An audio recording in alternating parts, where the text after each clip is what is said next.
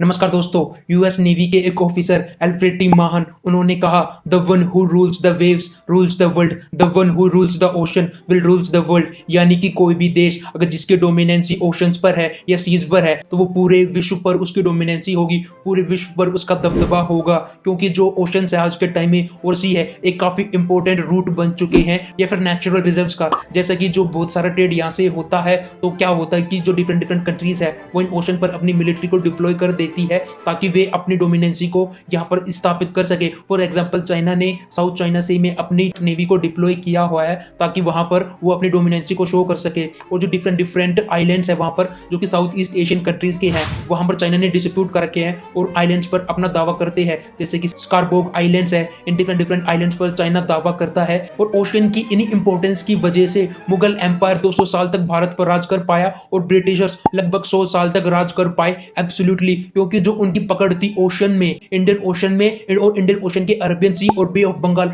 वहां पर इनकी काफी ज्यादा अच्छी पकड़ थी। यूएस और चाइना अपनी डोमिनेंसी करने के लिए ही इन सारे के सारे सीज पर, ओशन पर काफी ज्यादा खर्चा करते हैं ताकि इन ओशंस पर और सी पर इनका कंट्रोल हो सके। इसी कॉन्टेक्स्ट में हम इंडो पैसिफिक स्ट्रेटेजी और इंडो पैसिफिक के रिगार्डिंग जितने भी फैक्टर्स हैं, जितने भी पहलू हैं, उसको आज डिस्कस करेंगे। किस तरह के चाइना यहाँ पर चैलेंजेस को प्रोड्यूस करता है और जो कि इंडिया के लिए भी काफी बड़ा चैलेंज है। I laid out the 5 core elements of our engagement. First, advancing a free and open Indo-Pacific.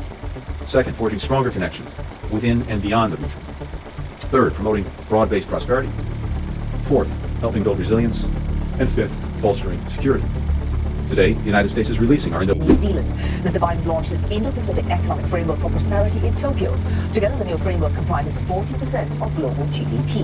The IPEF is intended to offer U.S. allies an alternative to China's growing commercial presence across the Asia-Pacific. Trump administration has said that China's strategic intentions and trajectory in the Indo-Pacific are destabilizing and counterproductive, reiterating its pledge to maintain the region free and open. It's a vision that recognizes that only by working together can we actually tackle the biggest challenges of our time that confront all of our citizens, from combating the climate crisis and health emergencies, to promoting economic opportunity, to preserving a free and open Indo-Pacific where every nation, no matter how big, no matter how small, has the right to choose its own path.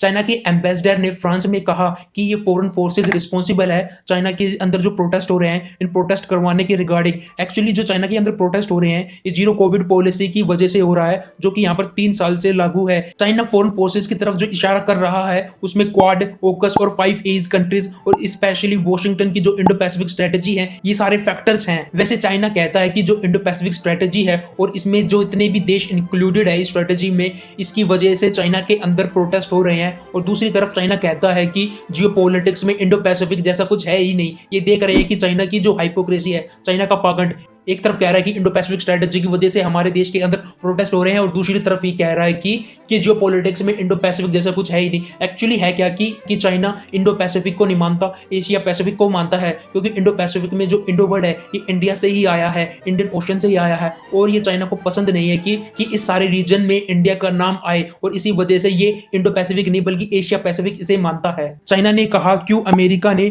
Indian ocean को Asia Pacific में include किया, क्यों इसे Indo Pacific कह रहे हैं? क्या जो एशिया पैसिफिक और एशिया के अंदर कंट्रीज है वे काफी नहीं है, वे इनफ नहीं है चाइना को कंटेन करने के लिए, चाइना को काउंटर करने के लिए? अगर हम 5 आइज कंट्रीज की बात करें तो उसमें आता है Australia, New Zealand, Canada, US, UK. ओकस जो कि एक डिफेंस पैक्ट है ऑस्ट्रेलिया के बीच में, यूनाइटेड स्टेट्स के बीच में और यूके के बीच में। और चाइना इन सभी ग्रुपिंग को, यानी कि जो ओकस, क्वाड, इंडो पैसिफिक स्ट्रेटेजीज के अंदर जो कंट्रीज हैं और 5 आइज कंट्रीज, इन सभी को कहता है कि ये अमेरिका का एशिया के अंदर नेटो का एक सेकंड वर्जन है। लेकिन इंडिया ने चाइना को काफी ज्यादा क्रिटिसाइज किया और कहा कि ये सारे के सारे जो ऑर्गेनाइजेशन है, स्पेशली क्वाड, ये कोई मिलिट्री अलायंस नहीं है। चाइना ने इस बात को भी कहा कि यूएसए ही रिस्पॉन्सिबल है इंडिया और चाइना के जो रिलेशन खराब हो रहे हैं एलएसी पर। लेकिन इंडिया ने इस बात को भी क्रिटिसाइज किया और कहा कि ऐसा कुछ नहीं है, यूएस का कोई भी इन्वॉल्वमेंट नहीं है इंडिया और चाइना के रिलेशन में, बल्कि जो इंडिया चाइना की रिलेशन है वो आपकी वजह से ही खराब है और चाइना की वजह से ही खराब है।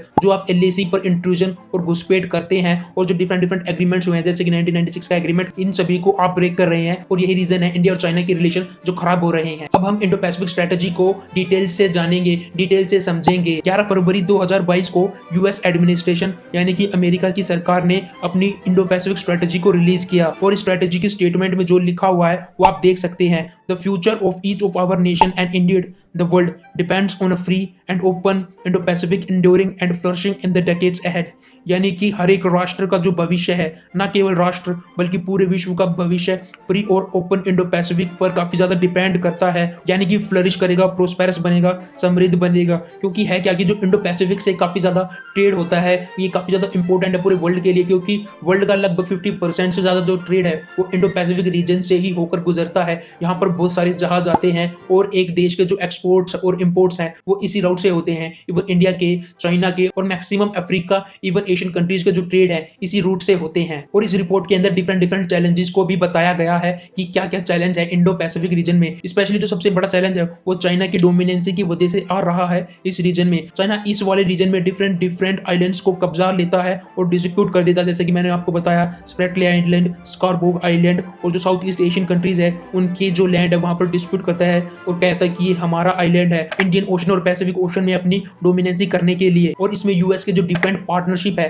पैक्ट है, वे भी आते हैं different Asian countries, different Pacific countries के साथ। यूएस ने इंडिया को as a net security provider का दर्जा दे रखा है कि भाई एशिया रीजन में, पैसिफिक रीजन में India as a net security provider है। फॉर एग्जांपल अगर चाइना को कंटेन करना है तो यूएस बिना इंडिया की हेल्प से चाइना को कभी भी कंटेन कर ही नहीं सकता, क्योंकि इंडियन ओशन में और पैसिफिक ओशन में इंडिया की डोमिनेंसी है। स्पेशली इंडियन ओशन में हमारी डोमिनेंसी है ही। इस तरीके से यूएस की नेवी और इंडियन नेवी दोनों साथ मिलकर चाइना को कंटेन कर सकती है पैसिफिक ओशन में आकर के और डिफरेंट आइलैंड्स में अपने मिलिट्री बेसिस को इस्टेब्लिश करके। यूरोपियन यूनियन ने भी अपनी इंडो पैसिफिक स्ट्रेटेजी को रिलीज किया था और कहा था कि हम यहाँ पर अपने स्ट्रेटेजिक फोकस, प्रेजेंस और स्टेबिलिटी को एनहांस करेंगे ताकि ये रीजन सिक्योर हो सके, प्रोस्पेरस हो सके और सस्टेनेबल डेवलपमेंट यहाँ पर की जा सके। अब हम बात करते हैं क्या की पॉइंट्स है इंडो पैसिफिक स्ट्रेटेजी के। जो की पॉइंट्स है इंडो पैसिफिक स्ट्रेटेजी के वो है free, open, connected, prosperous, secure and resilient. Free का मतलब है यहाँ पर भाई कोई भी आए, कोई भी जाए,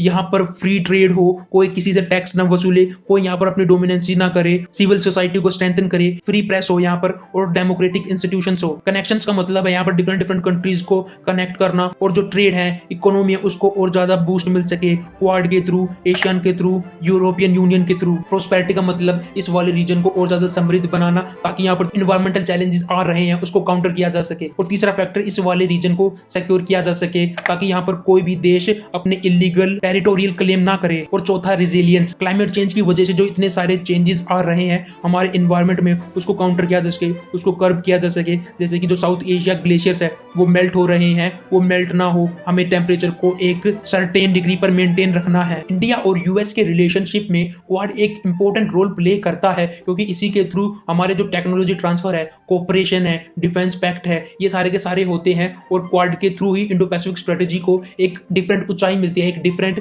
पीक मिलती है। और जो न्यू डोमेन है उसमें हम कोलैबोरेट कर सके जैसे कि health, space, cyber space, technology cooperation. अब चाइना किस तरीके की डोमिनेंसी, किस तरीके की असर्टिवनेस यहाँ पर करता है उसके बारे में हम डिस्कस करेंगे। स्पेशली अगर आप इंडिया के अंदर ही बात करेंगे तो लाइन ऑफ एक्चुअल कंट्रोल पर चाइना हमेशा ही कुछ ना कुछ प्रॉब्लम क्रिएट करता है अपने आप को डोमिनेट करने के लिए। लाइन ऑफ एक्चुअल कंट्रोल पर जो अक्साई चीन वाला एरिया है, अरुणाचल प्रदेश है और भूटान में जो डोकलाम रीजन है, उस डोकलाम रीजन पर अपनी डोमिनेंसी करना और वहां पर डिस्ट्रीब्यूट करना, ताइवान पर अपने प्रेशर को और बढ़ाना और वहां पर मिलिट्री ड्रिल्स करना। इवन जो यूएस की एमपी यहाँ पर नैन्सी पेलोसी ने विजिट किया था तब भी चाइना ने बहुत सारी यहाँ पर मिलिट्री ड्रिल्स करी, ताइवान को बहुत ज्यादा धमकाया कि आप यहाँ पर ठीक नहीं कर रहे हैं, यूएस की एमपी को यहाँ पर बुला करके उनका स्वागत करके। इसके अलावा चाइना एशियन कंट्रीज पर अपना दबदबा करता है डिफरेंट डिस्प्यूट को क्रिएट करके, जैसे कि स्प्रेटले आइलैंड है और स्कारबोग आइलैंड्स हैं। और इकोनॉमिकली भी चाइना काफी ज्यादा असर्टिव हो रहा है। ये क्या कर रहा है कि अपने एक्सपोर्ट को बढ़ाने के लिए और इंपोर्ट को कम करने के लिए ये डिफरेंट टैक्सेस है,